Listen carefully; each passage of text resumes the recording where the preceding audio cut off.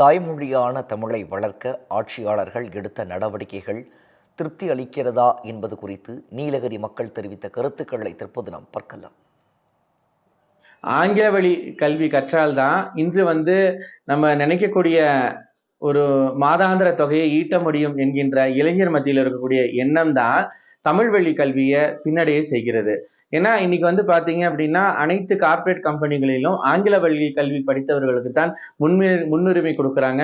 முன்னுரிமை கொடுக்கறனால அவர்கள் அதிகமான தொகையை சம்பாதிக்கிறனால பின்னாடி வரக்கூடிய சந்ததியினரும் தமிழ் வழியில நம்ம படிச்சோம் அப்படின்னா கண்டிப்பா நம்ம இந்த அளவுக்கு ஏர்னிங்ஸ் பண்ண முடியாதுன்னு நினைக்கிறாங்க. அதனால தமிழ் வழி கல்வி பின்னடையுது. இன்னைக்கு பொறுத்தளவுக்கு எப்படின்னா நீலகிரி மாவட்டத்தில் இருக்கிற அரசு பள்ளிகள் நிறைய மாணவர்களுடைய வருகை கம்மியா இருக்குது.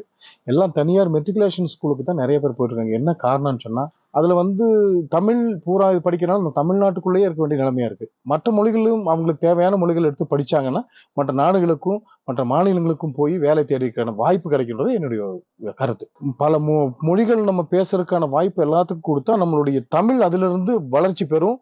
மாணவர்கள் அதிகம் பேரு அரசு பள்ளிகளை படிப்பாங்கன்றது என்னுடைய கவனத்துக்கு மற்றவர்களுடைய கவனத்துக்கு கொண்டு வரும். ஆங்கிலோ இந்தியன் மற்றும் உயர்தரமான கல்வி படிக்கிறவங்க first language English, second language selected language Hindi or அந்தந்த ஸ்டேட்டுடைய லாங்குவேஜ்.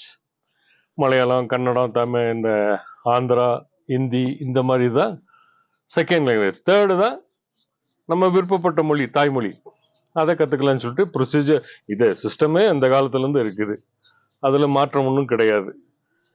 மீண்டும் சொல்கிறேன், நான் நம்ம பசங்க நல்லபடியாக இருக்கணும்னா எல்லா லாங்குவேஜையும் கற்றுக்கணும். தமிழையும் கற்றுக்கணும், தமிழை வேண்டாம், தமிழ் தான் நமக்கு தாய்மொழி, தமிழையும் கற்றுக்கணும். அடிஷ்னலாக என்னென்ன லாங்குவேஜ் அவங்களால கற்றுக்கிறதுக்கு திறமை இருக்குதோ அதை கற்றுக்கிட்டு நல்லபடியாக லைஃப்பில் முன்னேறணுன்றது என்னுடைய தாழ்மையான கருத்து. இதை அவங்க சொல்றாங்க தமிழ் வேணும், வேற எந்த மொழியும் எங்களுக்கு வேண்டாம், இப்படி சொல்றதெல்லாம் பைத்தியக்காரத்தனமான பேச்சு. இதை இந்த காலத்துக்கு ஒத்து வராது. அந்த காலத்துலயும் இல்லை. அந்த காலத்துல அண்ணாதுரை போய் அமெரிக்காவில் போய் இங்கிலீஷ்ல பேசினார். இப்போ உதாரணத்துக்கு தயாநிதி மாறன் சிலர்லாம் டெல்லி போய் ஹிந்தியில பேசினாங்க. இந்த மாதிரி பேசுறது தப்பு இல்லை, சுதந்திரம், கருத்துரிமை எல்லாத்துக்குமே இருக்குது. இப்போ நம்ம அரசாங்கம் எல்லாரையும் தமிழ் மீடியம்ல படிங்க, தமிழ் மீடியம்ல படிங்கன்னு சொல்லுது, நல்ல சலுகை எல்லாம் கொடுக்குது, பசங்களே தமிழ் மீடியம் ஸ்கூல்ல நல்லா பார்த்துக்கிறாங்க, ஓகே.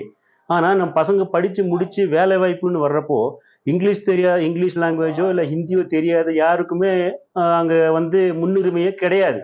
நீ வெறும் தமிழ் மட்டும் படிச்சுட்டு எங்கே போனாலும் நம்மளுக்கு மற்ற லாங்குவேஜ் தெரிஞ்சிருக்கிறவங்களோட வாய்ப்புகள் கம்மியாக தான் இருக்குமே தவிர அதிகமாக கிடையாது. இப்போ நார்மலாக ஒரு கடையில் போய் ஒரு பில் போடுறோம், ஏதாவது பேசணும் கூட நம்ம எடுத்த உடனே இங்கிலீஷோ இல்லை மற்ற ஒரு லாங்குவேஜோ தேவைப்படுது. வெறும் தமிழை மட்டும் படிச்சுக்கிட்டு தமிழை வச்சு நம்ம ஒன்றும் பண்ண முடியாது. அதனால தமிழ் கூட மற்ற ஒரு லாங்குவேஜ் நமக்கு கம்பல்சரி வேணுங்கிறத எல்லாருக்கும் ஒரு விழிப்புணர்வு கொடுத்து மற்ற லாங்குவேஜும் வேணும்.